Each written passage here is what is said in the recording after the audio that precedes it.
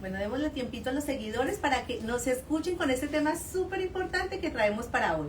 Así que tomen lápiz y papel y vayan anotando porque sé que hay bastantes preguntas.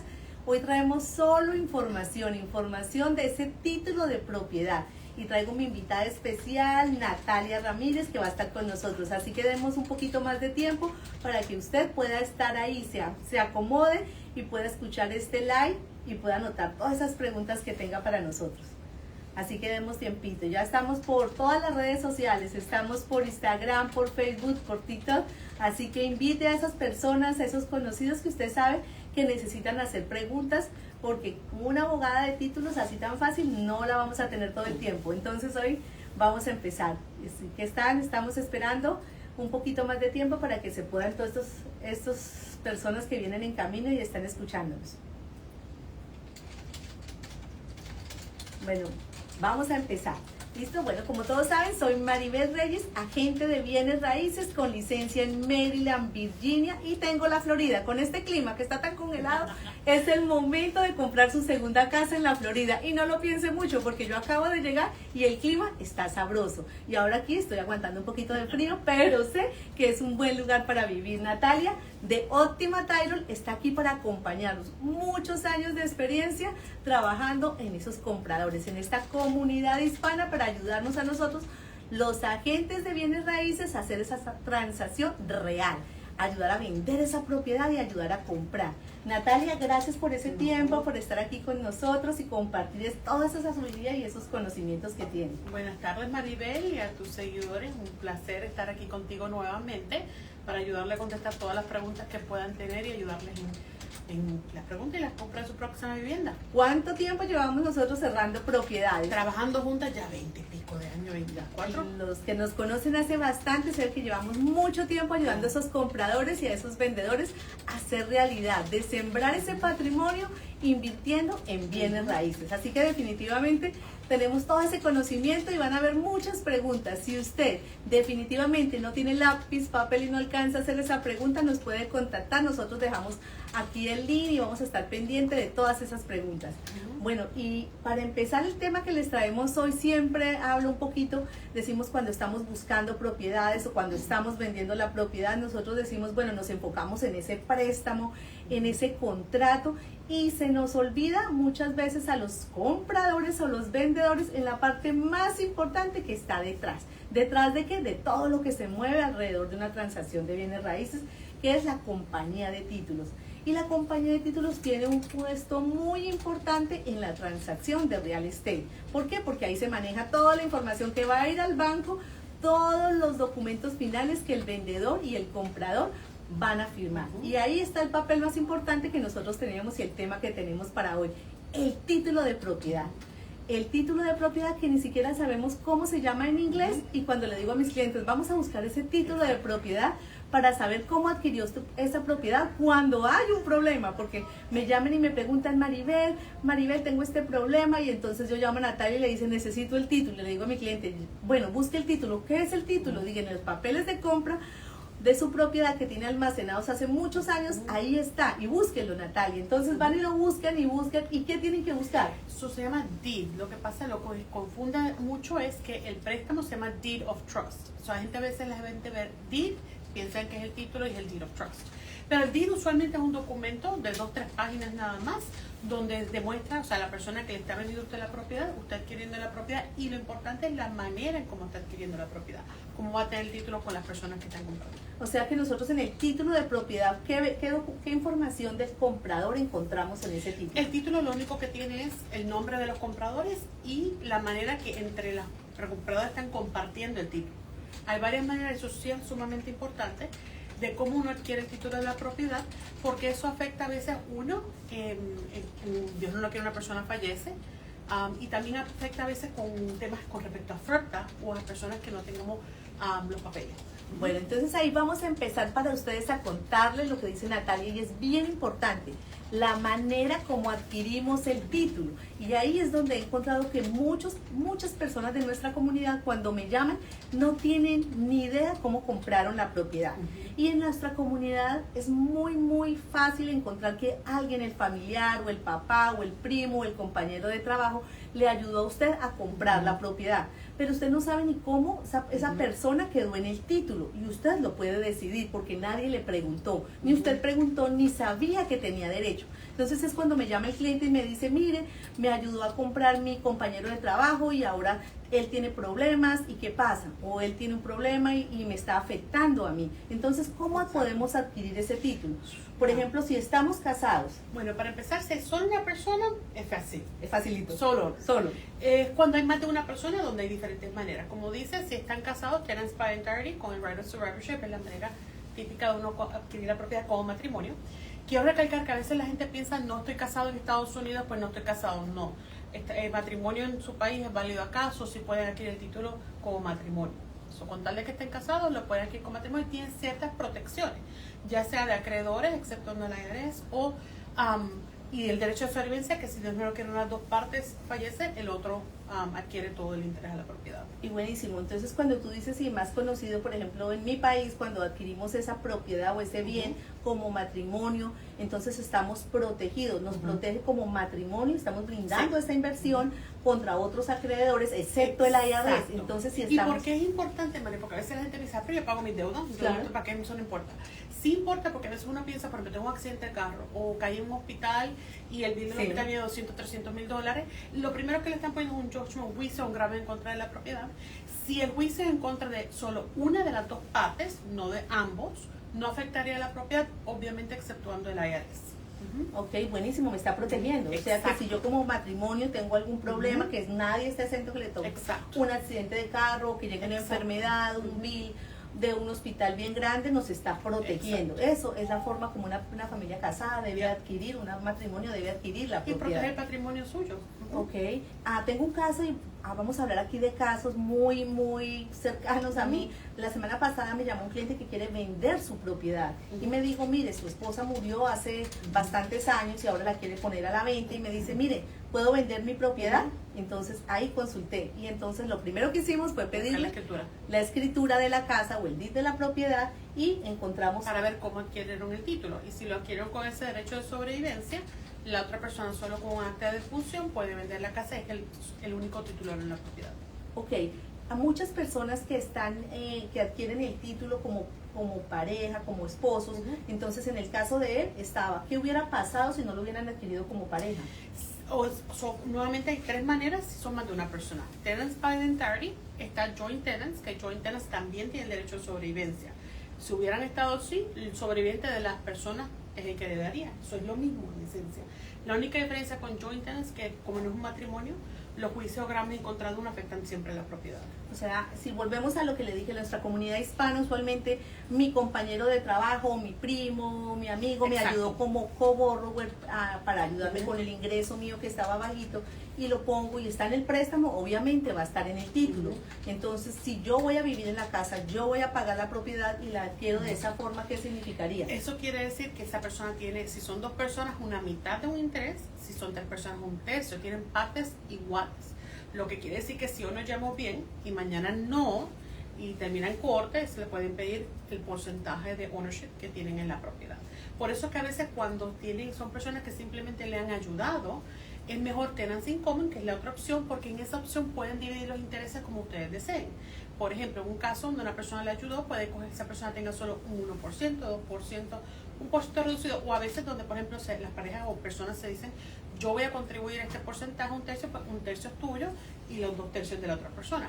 Como ustedes se quieran poner de acuerdo, pero lo importante es saber qué porcentaje tiene esa persona y el evento de un fallecimiento, quién hereda. O sea, si yo tengo, por ejemplo, yo soy la persona que voy a pagar la propiedad, yo puedo decir, yo tengo el 98 y la otra persona tiene el 2%. Si a mí me pasa algo, mis herederos, mis hijos son los que van a heredar esa propiedad. Y esa es la otra diferencia. En el tenancy in common, que es donde puedes dividir los intereses, de esa manera quien hereda no son los sobrevivientes titulares, sino los herederos suyos por ley. ¿Qué quiere decir eso? Si usted tiene un testamento que usted designe por testamento, si no hay testamento serían, por ejemplo, en el caso de Virginia y Mary, los favorecidos son los cónyuges. Si usted no está casado en el momento de fallecer, serían los hijos, después padres, siempre hay un orden de herencia. Y otra cosa, Maribel, que a veces nuestra gente piensa que si no hay más nadie en título, o si no agrego a mis hijos o a alguien, la probabilidad que el Estado se queda con la propiedad. Eso no es así. Tendría que haber ningún heredero que se pueda ubicar, y estamos hablando de segundo hasta tercero primo, para que el Estado se quede. Y en 25 años yo eso lo he visto solo una sola vez. Y nosotros siempre tenemos herederos. Sí, eso no, no lo que hace nuestra familia hispana son numerosas. Sí, y tenemos el siempre. primo, el abuelo, la Siempre. familia. Y estén el aquí, ojo, o en su país. Claro, eso sí es cierto. Entonces, eso es importante. Yo tengo clientes que han comprado la propiedad con otras personas y cuando llegan a mí no tienen ni idea cómo está ese título. Y el problema es cuando la van a vender, porque la persona que está en el título no les deja vender la propiedad porque hay bastante ganancia y quiere una porción grande. Y el problema no es que ellos no sepan o no se hayan enterado. Lo que pasa es que la escritura la firma el vendedor de la propiedad. El comprador no tiene que firmar la escritura porque está aceptando el título. Entonces muchas veces pues la compañía de títulos no le presenta la escritura al comprador, no ven los nombres, etcétera, etcétera, no saben cómo adquirieron el título. Por eso que para mí siempre es importante en el cierre enseñarles la copia de la escritura, verificar que los nombres están correctos y ahí verificamos también cómo están queriendo adquirir título. ¿Por qué? Porque a veces, mira, hay veces que personas que los realtors no veces cuando llegan la forma piensan que están casados. Claro. Dicen sí, porque son pareja, tienen hijos, married, y después no están casados.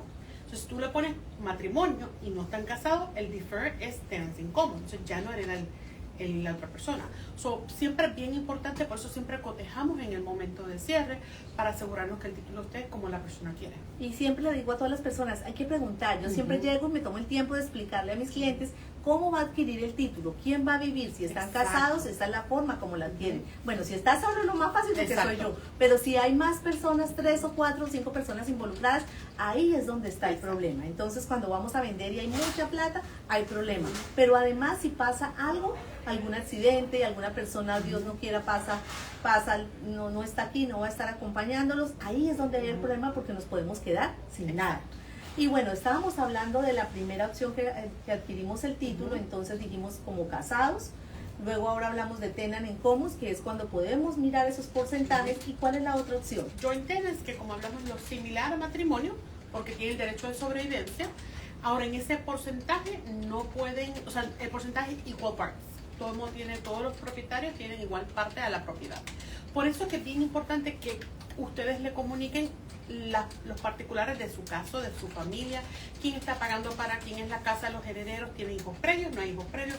Son muchas cosas que sí influyen y a veces las personas no quieren dar toda la información porque o tienen miedo o porque, no quieren divulgar todas las cosas personales, pero a veces sí es importante saberlo para asegurarse que en el momento Dios no lo quiera un fallecimiento, la persona que usted quiere sea que la acredite.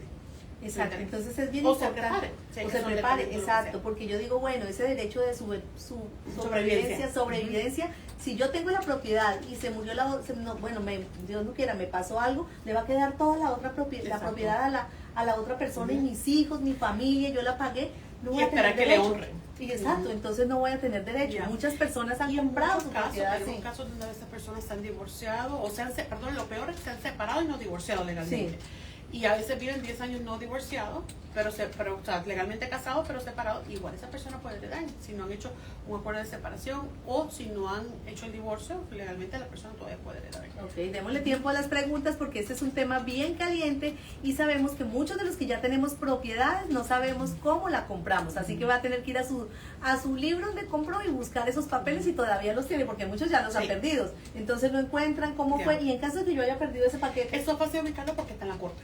Okay. La escritura queda registrada, inscrita en la corte, con la propiedad, la dirección de la propiedad, el nombre se ubica. Buenísimo. Y entonces pasando a contar otro caso, yo tengo mi caso estrella y siempre lo recuerdo porque después de esto ya aprendí que tengo que ser clara con mis clientes. Y tengo el caso de un cliente que compró la propiedad, él no estaba casado en ese momento y después la compró junto con su hermano, pero su hermano le ayudó, ¿cierto? Entonces le ayudó a comprar la propiedad, vivía ahí, pero el que la pagaba él luego porque su esposa estaba en otro país, estaba pensando casar, pues se casó, la trajo y tuvo malos, le dio un infarto y se murió, y él lo había comprado con su hermano, ¿cómo lo había comprado? Como el derecho de supervivencia. Con joint tenants. Joint tenant. Entonces, ¿qué pasó? Su hermano se murió y la esposa estaba ahí con los hijos, pero nunca la cambió, nunca hizo nada. Y luego me llamó la esposa Maribel, mira, sí. nunca te quería contar, nosotros nos casamos, yo llegué y nosotros, mire, se murió y no pasó, fue repentinamente un ataque al corazón, y ahora ¿qué hago? Su hermano no estaba aquí, y estaban cuando compraron la propiedad, la compraron con el derecho de supervivencia y el hermano se quedó con todo.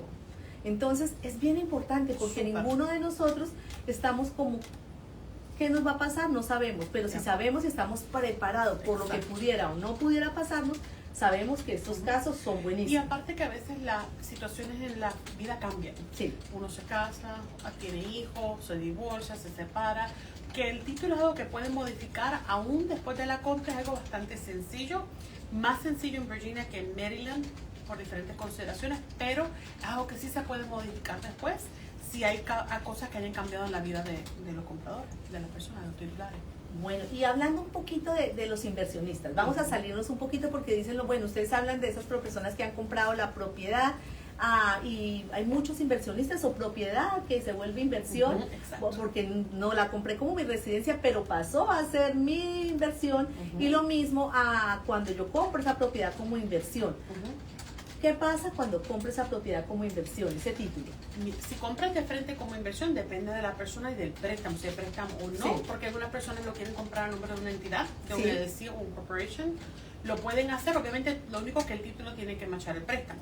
Si el banco le puede dar un préstamo en nombre de la empresa, pues se le puede poner el título en nombre de la empresa.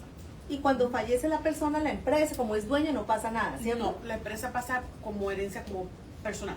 Ok, entonces ahí estamos más protegidos, pero en esa parte yo pienso que podemos hacer un paréntesis y hablar un poquito de ese flirta, porque donde está el problema del flirta, y muchos de los que nos están viendo hoy no saben qué es ese flirta. Natalia, ¿qué es ese flirta? FIRPTA quiere decir el Foreign Investment in Real Property Tax Act. Es básicamente un impuesto que no es nada nuevo, lo que pasa es que ahora como es parte del contrato de hace un par de años, pues ya como que se oye más y por la situación migratoria, pero no es nuevo, básicamente un tax que le pone el Estados Unidos o el IRS a la gente que están vendiendo propiedades que son residentes del extranjero.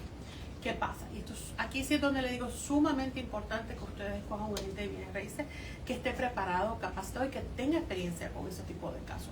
Porque, por ejemplo, el estatuto lo que hace para gente que son ciudadanos del extranjero, y el código verdaderamente lo que hace es lo que llaman un substantial presence test, que es que usted tiene que vivir cierto número de días del año en Estados Unidos para que no tenga que estar sujeto a ese tax. El tax es un 10%, técnicamente 15%, pero propiedades de menos de $1 millón, el 10% del precio de venta, no de la ganancia, sino el precio de venta.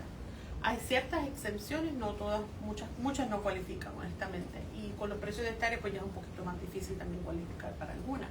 Pero sí hay maneras que se puede resolver, o sea, nuevamente, las situaciones, las realidades, los hechos de los casos, no es tenerle miedo y poner la cabeza como un avestruz debajo de la tierra, es de entrada, si usted sabe que usted no tiene un green card o que tiene solo un tax ID, hable con su realtor antes de listar la casa, de modo que se pueda preparar, porque hay maneras que se pueden hacer para uno evitar tener que recolectarle ese tax.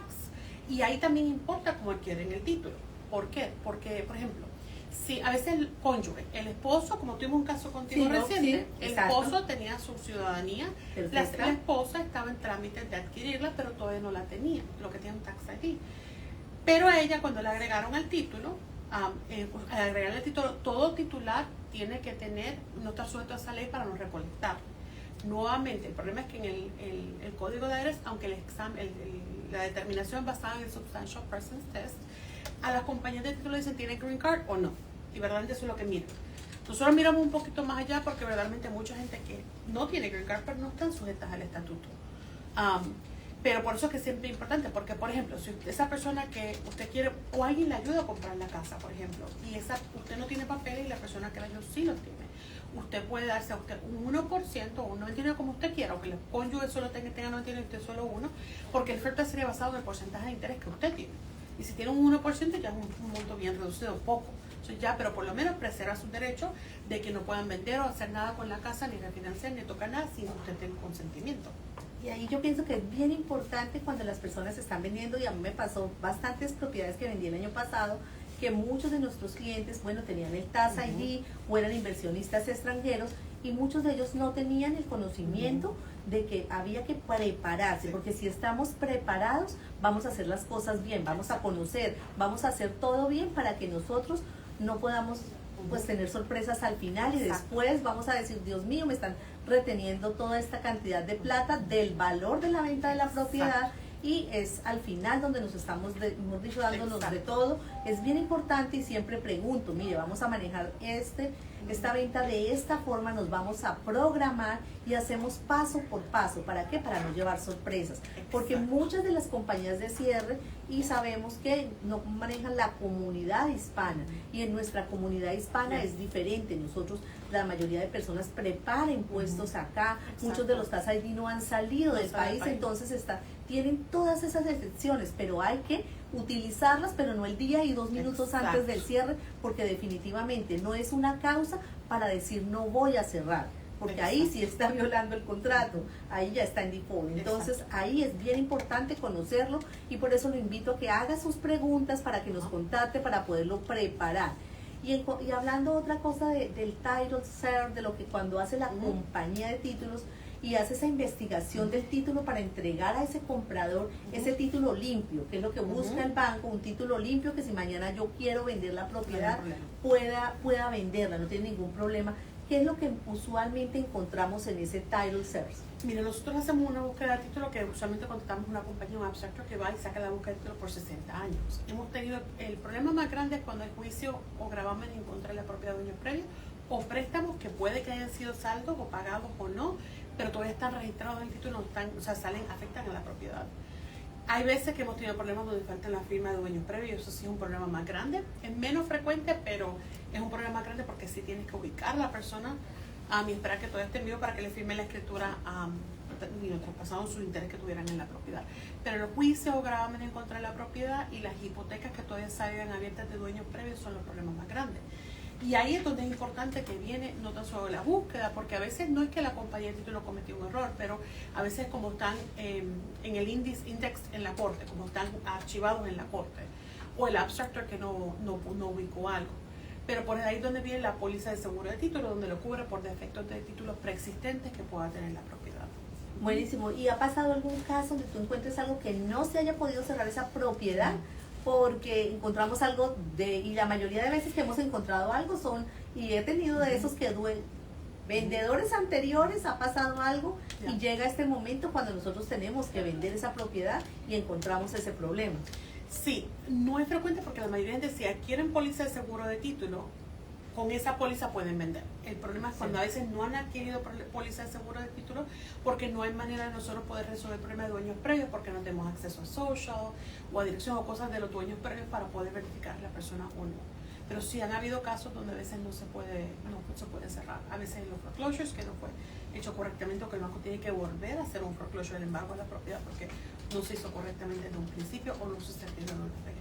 Y es una de las recomendaciones que le hago a los sellers cuando estoy haciendo esa encuesta para recibir esa propiedad, para ponerla a la venta, si sabe, si ha pasado, porque muchas veces he encontrado a sellers o vendedores que compraron la propiedad con el primo, con el amigo y eso, y él dice, no, yo soy muy puntual, pero no sé mi amigo o mi primo, que pero yo he visto que él ha tenido problemas, parece que devolvió algunos carros y está en problemas financieros, y entonces se nos olvida que esos problemas financieros de ese primo, de ese amigo, pueden estar amarrados ahora en el título con un juicio, y vamos a tener que resolverlos con anticipación y antes de que llegue el día del cierre. ¿Para qué? Para poder cerrar y no tener problemas. Entonces ahí es donde invito a esos vendedores que hablemos, contemos. Cuando hay más de una persona es cuando las cosas empiezan a complicarse, porque muchas veces pasa el tiempo, no refinanciamos, no pasa nada y seguimos igual, pero la vida va cambiando. La persona que estaba bien económicamente hoy, dentro de 10 años no sabemos,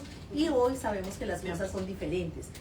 Y volviendo un poquito, hablabas de Natalia, de ese seguro de título, y muchas personas dicen, bueno, ¿qué es ese seguro de título que compramos cuando estamos? Pues hay dos seguros de título en el cierre que se compran.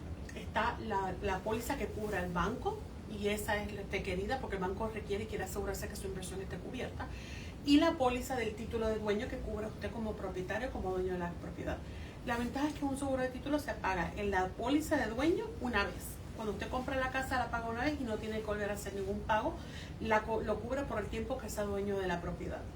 La del banco solo si refinancia tiene que volver a conseguir una cubierta al otro banco, pero eso obviamente es requerido. Pero la de ustedes dura el tiempo que sea dueño de la casa. Y yo siempre le digo a las personas, mire, el banco se asegura. Usted como comprador paga la póliza del banco y le hace pagar esa póliza del banco. Como yo, que soy el comprador, que estoy protegiendo mi inversión, no la voy a comprar. Y algunos inversionistas, Maribel, como me dicen que ellos no quieren, pero porque tienen hard money loan o que tienen un préstamo, a veces dicen, no, pero si la póliza del banco está cubierta, no tengo que comprarla al dueño. El problema es que la póliza del banco solo es vigente si el banco es titular de la casa. Para el banco coger o adquirir el título de la casa, le tiene que haber quitado la casa un embargo a usted. O sea que esa póliza sí es requerida porque el banco quiere que su inversión esté cubierta, pero verdaderamente no lo cubre usted en lo absoluto. O sea, definitivamente tenemos que hacer esa inversión porque no después nos va a proteger. No es tanto compararse ir por la vida, eso no es un gasto adicional. Lo que pasa es que si a veces la gente está confundida porque hay varios seguros. Está el seguro contra incendio, el Hazard Insurance, Homeowners Insurance, el seguro de título, que es el que estábamos hablando, está la garantía. Eso hay diferentes tipos de seguros y a veces es confuso qué cubre cada uno. ¿Qué cubre? Sí. Y todo esto me imagino que muchas de las personas que tienen hoy su propiedad o que van a comprar no tienen ni idea de que existen, ¿no? Claro. Exacto. A tocar tomar un poquito de agua porque ya definitivamente hablé mucho. Tenemos preguntas también cuando estén listas y podemos contestar las preguntas. ¿Ok? La primera dice, si mi esposo está fuera de los Estados Unidos y queremos vender la casa, ¿qué debemos hacer? Se puede vender, se le puede enviar un poder. O sea, hay varias maneras. Primero usted puede hacer un poder donde se le envía al extranjero y lo hacemos en todos momentos, o sea, en muchos casos. Lo ideal es hacerlo antes de listarla porque ya usted tiene el poder. Si ya usted tiene la propiedad listada o un contrato, se le puede mandar el poder, la escritura a su país. Lo importante es que le van a requerir que sea en la embajada, la autorización en la embajada o en el consulado americano. A veces se puede hacer incluso una notarización electrónica. Depende de si la persona pasa lo que llama la verificación de hacer lo que llama un RON closing, que es un Remote Online Notarization. O sea que se ha facilitado muchas veces la manera en que se hace eso. Eso es sencillo de hacerse. Ok, la siguiente pregunta. Con el tema migratorio de hoy, algunos tenemos miedo. Pero si tenemos una propiedad y tenemos que salir del país, ¿qué podemos hacer? ¿Hay forma legal o documentos que podamos firmar? Sí. Mire, yo entiendo la preocupación de muchas personas y verdaderamente que me da mucha pena por la situación que estamos viviendo, pero no hay que tener miedo. Lo importante es informarse. Primero, hay muchas veces que la gente me llama y me pregunta, ¿me pueden quitar la casa porque me deportan, me quitan la casa? No es así, no le pueden quitar la casa así. Hemos tenido casos lastimosamente donde hay personas que han comprado y no tenido que regresar a su país.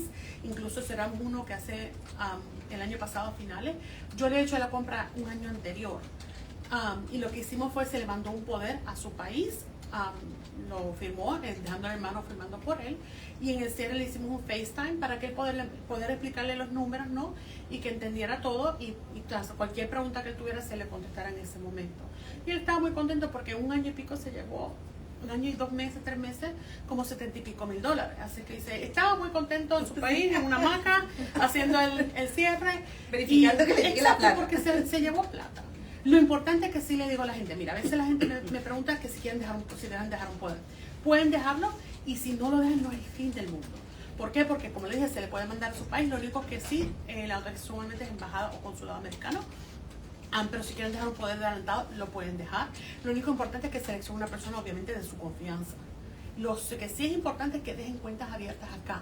Mi recomendación, por ejemplo, con la pareja, con el cónyuge o demás. ¿Por qué? Porque las compañías de títulos no envían plata al extranjero. Sí es importante que tengan una cuenta de banco aquí donde se le pueda enviar la plata. Y usualmente cuando usted está firmando con un poder, usted está alegando lo que se llama una capacidad fiduciaria, que quiere decir que usted tiene que actuar en los mejores intereses de esa persona, la persona que está firmando por usted. Usualmente la plata no permite que se le haga pagable a usted. Por eso es bien importante que sí se pueden dejar una cuenta de banco donde esté el titular de la persona que es el titular de la casa. En la cuenta de banco. Buenísimo, y esa fue una pregunta que bastante tuvimos el año pasado con todo esto que pasó y sigue pasando, y muchas personas me llamaban y me decían, Maribel, ¿puedo agregar a mi hijo, a mi primo, a mi amigo en el título para que proteger la casa porque él se va a quedar acá y yo cualquier cosa me puedo pasar? Y ahí fue donde te consulté, ¿y cuál fue esa respuesta? No. Mi humilde reconocer, lo pueden hacer. Y le voy a decir, hasta antes de la situación migratoria, los hispanos siempre queremos agregar a todos los hijos en el título de la casa. Y no es que sí, no es que no. Mi humilde recomendación es que los titulares deben ser quienes pagan por la casa y quienes son responsables de la casa. Todo titular, si usted quiere hacer cualquier cosa en la propiedad, ya sea venta, refinanciamiento, lo que usted quiera hacer, tiene que estar de acuerdo. Y si el día de mañana no están de acuerdo, su hijito se casó y la esposa le dice, no firme, o no firme la venta, quiero plata, se complica la situación. Yo entiendo que todo lo que uno trabaja en la vida, Maribel y yo las dos tenemos hijos, uno vive aquí, trabaja aquí para los hijos. Pero en la manera de usted dejarle los bienes para los hijos es un testamento, no verdaderamente es el título de la propiedad. Y volviendo al tema de lo de la inmigración, verdaderamente lo irónico es, Maribel, que hemos estado haciendo muchos casos de gente que está comprando casas de residencia primaria y de inversión con papeles, porque sí hay préstamos. Lo importante es buscar los préstamos que sean buenos o que se conformen a lo que usted, o sea, a la situación suya. Pero no hay que tener miedo porque uno tiene que vivir, todos tenemos que vivir en algún sitio. Si las rentas están voladas de cara.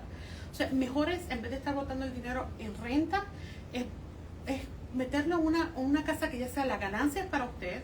Aparte de que el pago mensual, parte de lo que usted está pagando va a una cuenta de los taxes, lo descuenta de los taxes, y en adición parte de su pago mensual va al capital de la propiedad. O sea que eso es como que usted estuviera metiendo ese dinero en una cuenta de banco, en una cuenta de inversión. O sea que siempre sí le digo a la gente, no hay que tener miedo. Yo entiendo la situación, pero no es como que perderían su inversión ni su casa. Todos siempre tienen solución en la viña de la muerte. Yo le digo a mis clientes cuando me llaman y me preguntan, tengo miedo, y no, que las casas van a bajar de precio, que con todo esto que está pasando, le digo, mire, nosotros estamos en una economía que es sólida, que con todo lo que pueda llegar a pasar, y tenemos el ejemplo que siempre las personas no olvidan, cuando el mercado en el 2008 con la SOF, y vemos que esas casas hoy valen 3 veces más de lo que costaban. Entonces, ¿qué queremos? Que estamos en una economía sólida. La mayoría de nosotros hispanos venimos de países hispanos, venimos donde la economía hoy está bien, mañana no sabemos qué presidente va a llegar. Y la economía va como un yoyo, sube y baja dependiendo del presidente. Hoy estamos bien, mañana no sabemos. Lo que sí tenemos acá nosotros seguros es que esta economía es sólida. Y sube, y si llegara a bajar por algo que pasó en el mercado rapidísimo, mire, el COVID fue el mejor momento para comprar. Entonces vemos, cuando la economía hay una crisis, es el momento que debemos comprar, porque sabemos que el real estate va subiendo gradualmente. El no tenerlo es lo que nos afecta. Tenemos que pagar renta, tenemos que definitivamente ir a pagarle la casa a otro y estar cada año sin tener un lugar donde mudarnos, donde nos van a pedir, donde nos vamos a mover, que ya no puedo, mi familia creció y ahora no podemos vivir en esta propiedad porque está muy pequeña.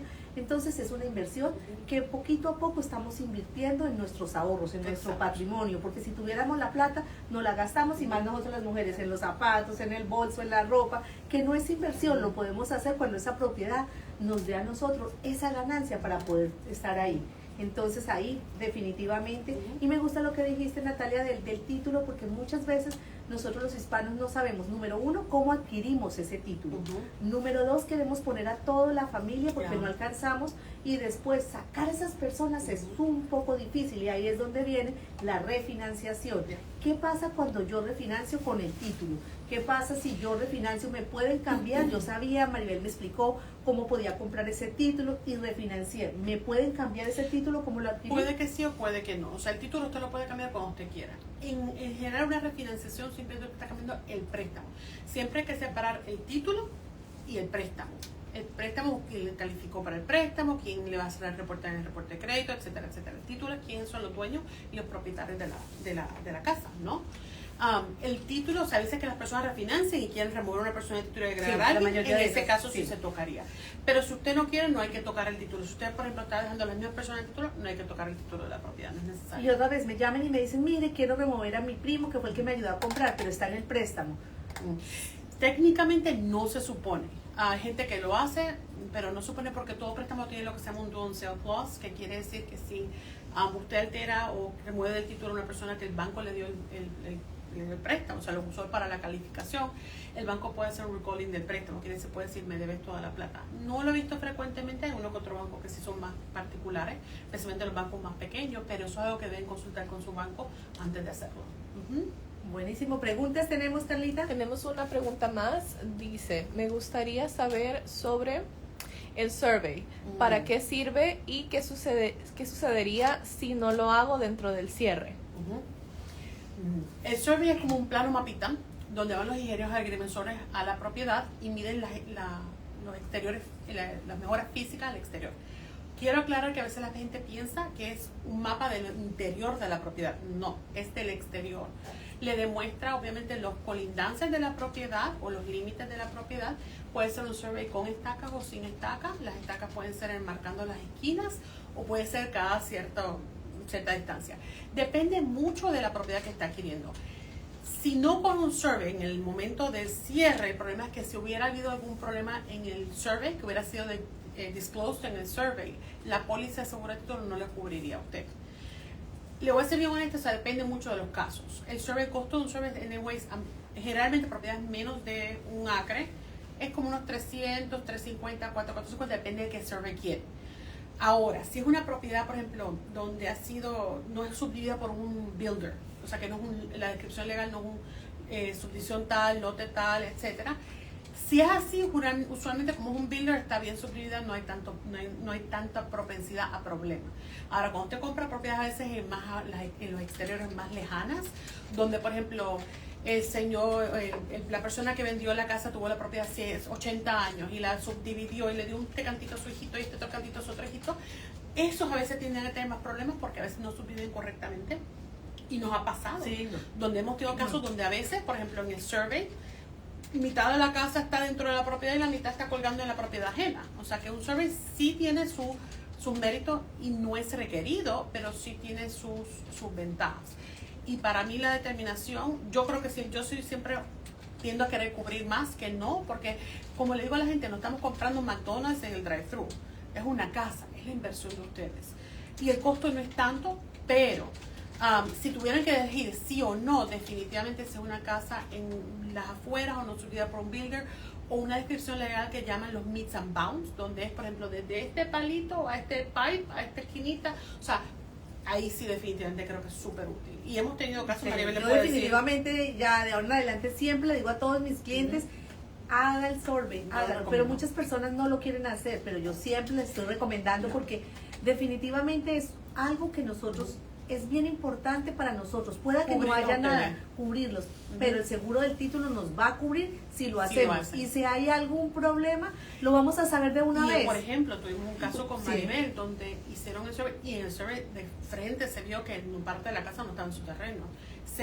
Y eso era con una compra cash, o sea, y ellos se les dijo, ellos quisieron continuar y lastimosamente sí, o sea, su obra. Pero lo importante es que se le hace el disclosure al cliente. Que ya Y sabe es cómo la está decisión de comprando, ustedes. sí. Exacto. Pero entonces es bueno hacerlo, todas las cosas es bueno hacerlo, nos va a costar un poco más de plata. Sé que esos compradores por primera vez, hay veces estamos ahorrando un poquito, Yes. pero esos ahorros ya estoy entendido que no son los mejores. Es mejor hacerlo y estar seguros, porque vamos a tener sorpresas. Después pueda que no pase nada, esté todo bien, pero Ya. si no, entonces siempre es mejor hacerlo para estar 100% seguros. Es una inversión que seguramente que si está todo bien va a sentirse Exacto. satisfecho de que lo hizo y está perfecto. Bueno, pues aquí nos podíamos quedar hablando todo el día, Natalia, hablando y hablando, porque es muchas cosas. Hay que explicarle a toda nuestra audiencia hispana de este título, cómo lo van a adquirir. Es un poco más complicado, porque como agente de bienes raíces me tomó tiempo entenderlo. Y por eso para mí yo digo siempre, la gente de bienes raíces, especialmente en nuestra comunidad, es lo más importante que ustedes pueden escoger. ¿Por qué? Porque ese es su contacto. A nosotros usualmente, las compañías de títulos y los prestamistas, ustedes usualmente nos ponen en contacto con los clientes y al prestamista. Y verdaderamente la experiencia que tenga esa persona o que la pueda dirigir, mira, dado tu caso vamos a hacer esto o vamos a buscarte la asesoría que necesitas para que ustedes puedan dejar que les respondan sus preguntas y en su idioma, que es lo más importante. Claro, sí, entonces me tomó tiempo a mí entenderlo. Imagínate usted que está del otro lado mirando y preguntando, dice, ¿cómo compré mi propiedad? ¿Lo compré bien? ¿Puedo cambiarlo? Escucharon de Natalia, se puede cambiar en cualquier momento. Lo más importante es que la otra Ya. persona también quiera firmar, pero se puede cambiar. Entonces hay Sí, que saber. recalco, por ejemplo, en Maryland, la única distinción que quiero hacer es que en Maryland, si no hay relaciones filiales o algún tipo de relación padre-hijo, etcétera, el condado a veces cobra y el estado cobran full recording transfer taxes basado en el porcentaje del interés de la persona. Por eso, nuevamente, aquí es bien importante que cuando quieran hacer una movida, contacten a su agente y les puedan decir o la situación cuando estén comprando para que así sepan, agregamos, no agregamos y cómo queremos el título. Sí, así que definitivamente si tenemos hijos y les queremos dejar nuestra propiedad de herencia, es mejor hacer un testamento. Si usted está fuera del país y quiere, deje un poder, definitivamente el poder, pero hágalo bien porque también tuve un caso, hágalo bien para que pueda vender ese real estate y no tenga miedo. Invertir en bienes raíces es muy bueno. Yes, definitivamente. Así que aquí seguimos, le invitamos a nuestro próximo live, síguenos en nuestras redes sociales, en Facebook, en TikTok, en Instagram y por el WhatsApp estamos también para contestar todas esas preguntas que van a llegar para Natalia. A las órdenes siempre.